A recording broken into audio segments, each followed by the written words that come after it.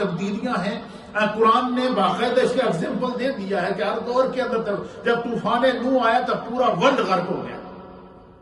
طوفان نوح میں پورا ورلڈ غرق ہو گیا اور ہر انسان کی ایک انسان کی نسل، جانور کی نسل، پرندے کی نسل، ایک چیز کو جب اور وہ 80 لوگ جو حضرت نوح علیہ السلام پر ایمان لائے تھے ان کو کشتی میں بٹھایا گیا.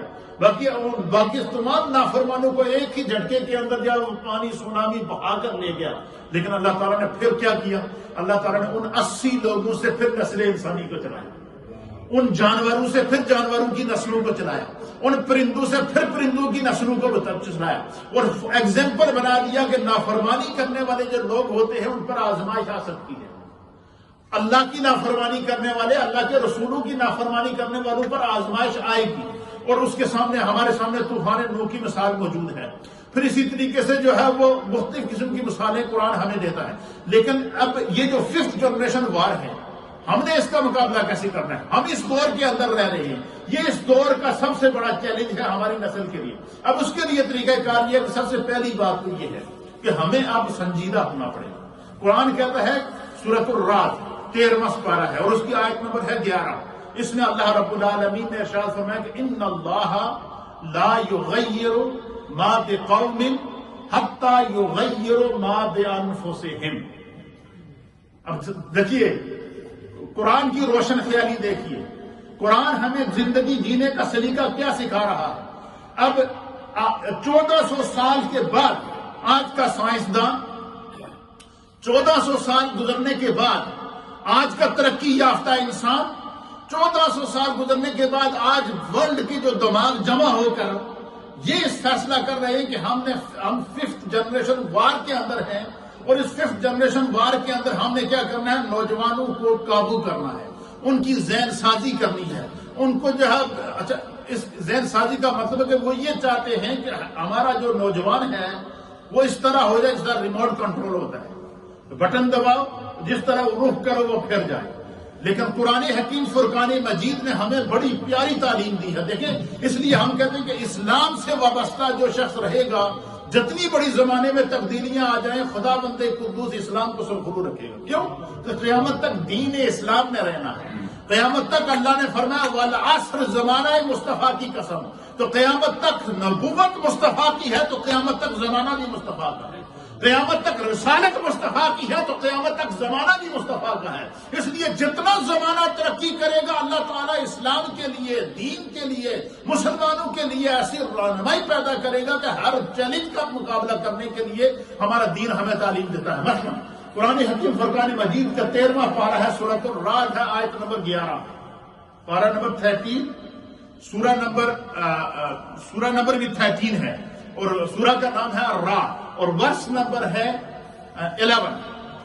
اس میں اللہ فرماتا ہے کہ ان اللہ لا یغیر ما بقوم. اللہ فرماتا ہے کہ اللہ تعالیٰ اس وقت تک کسی قوم کی حالت بدلتا ہی نہیں.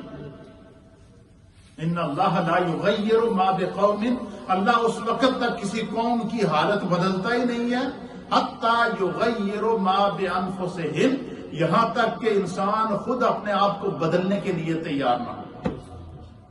بندہ کہے مجھے بھوک لگی ہوئی ہے، تو بھوک لگی ہے تو بھوک کے لیے ہمیں اسٹرگل کرنی پڑے گی، ہمیں روٹی تیار کرنی پڑے گی، ہمیں لقمہ توڑنا پڑے گا، اس کو توڑ کر اپنے ہاتھوں تک اس کے ذریعے کیا کرنا پڑے گا؟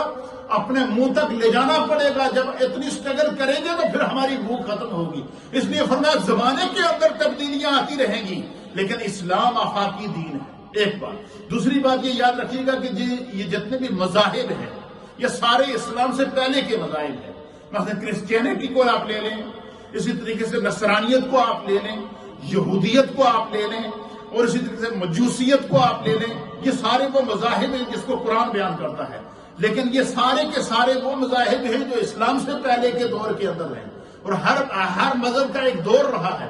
اب قیامت تک کے لیے دین کا باقی رہنا، اللہ تعالیٰ نے اپنے محبوب کے اوپر نبوت کو بھی ختم کر دیا اور اپنے محبوب پر دین کو بھی تمام کر دیا. اپنے محبوب پر نعمت، اللہ فرماتا ہے کہ الیوم اکملت لکم دینکم واتممت علیکم نعمتی ورضیت لکم الاسلام دینا.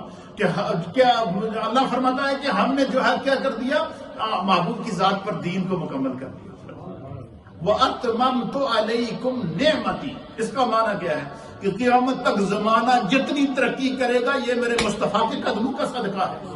اتممت علیکم نعمتی کا کیا معنی ہے؟ اس کا معنی ہے کہ ہم نے محبوب پر زمانے کی ترقیوں کو تمام کر دیا ہے، ہم نے محبوب پر زمانے کی نعمتوں کو مکمل کر دیا ہے، ہم نے محبوب کے قدموں پر زمانے کے عروج کو، کیوں زمانہ نیچے رہ گیا جب میرے مصطفیٰ کو معراج ہوا، پہلا آسمان مصطفیٰ کے قدموں کے نیچے رہ گیا، دوسرا آسمان میرے مصطفیٰ کے قدموں کے نیچے رہ گیا جب آپ معراج کے لیے تشریف لے گئے، تیسرا آسمان میرے مصطفیٰ کے قدموں کے نیچے رہ گئے جب آپ معراج کے لیے تشریف لائے، اسی طریقے سے چوتھا، پانچواں، چھٹا، ساتواں، سدرا یعنی یہ بارڈر لائن ہے، یہ انتہا ہے، اس کے بعد لا مکان ہے، وہ مکان ہے جس کو کوئی جو عقل کے اندر نہ آ سکے۔